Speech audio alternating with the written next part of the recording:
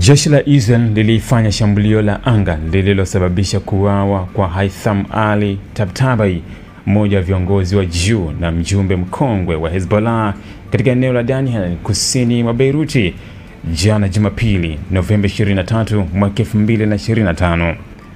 Shambulio hilo lilifanyika licha kuwepo kwa usitishaji mapigano uliosimamiwa kimataifa na hivyo kuongeza mvutano katika ukanda huu ambao tayari umekuwa ukikumbwa na machafuko kwa wiki kadhaa. Haitham, ambaye alikuwa akihudumu kama mkuu wa wafanyakazi wa Hezbollah, amekuwa mmoja wa watu muhimu katika miundo ya kijeshi ya kundi hilo, akihusishwa na kupanga na kusimamia operesheni mbalimbali za kiulinzi na kijeshi. Kwa mujibu wa Wizara ya Afya ya Lebanon, shambulio hilo lililolenga jengo la makazi katika mtaa wenye shughuli nyingi lilisababisha vifo vya watu 5 na kujeruhi wengine 28, baadhi yao wakiwa katika hali mbaya. Wakazi wa eneo hilo wameripoti kusikia milipuko mikubwa iliyotikisa majengo jirani na kusababisha taharuki miongoni mwa wakazi ambao waliingia barabarani wakitafuta usalama, huku vikosi vya uokoaji vikihangaika kuwatoa manusura kwenye vifusi. Majengo kadhaa katika majengo ya karibu pia yameripotiwa kuharibika kutokana na mtikisiko wa mlipuko.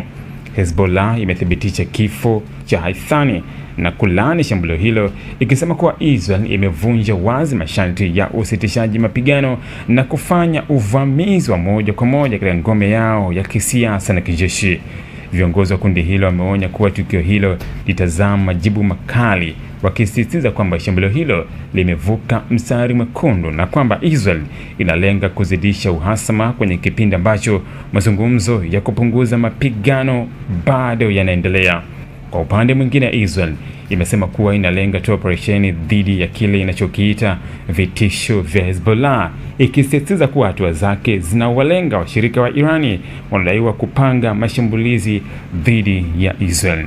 Shambulio hili limejiri wakati ambapo kumekuwepo na jitihada za kimataifa za kupunguza mvutano katika mpaka wa Israel na Lebanon, hususan baada ya Marekani na Ufaransa kuwezesha usitishaji mapigano ulioanza kutekelezwa.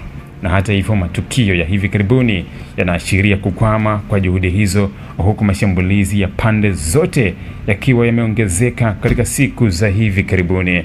Wachambuzi wanasema kuwa kuuawa kwa kiongozi huyu wa ngazi ya juu kunaweza kusababisha kuongezeka kwa mapigano na huenda kukaibua mfululizo wa mashambulizi ya kulipiza kisasi kutoka kwa Hezbollah. Hali ya wasiwasi sasa imetanda Beiruti na maeneo ya kusini mwa Lebanon, ambapo raia wanaendelea kuwa na hofu kuhusu kurejelea kwa vita kama vile vilivyoshuhudiwa kwenye kipindi cha nyuma kati ya Israel na Hezbollah. Vikosi vya usalama na jeshi la Lebanon vimeimarisha ulinzi katika maeneo muhimu, wakati mashirika ya kimataifa ya kutoa misaada yakitoa tahadhari kuhusu uwezekano wa ongezeko la idadi ya watu ambao wanahitaji msaada endapo mapigano yatachacha tena.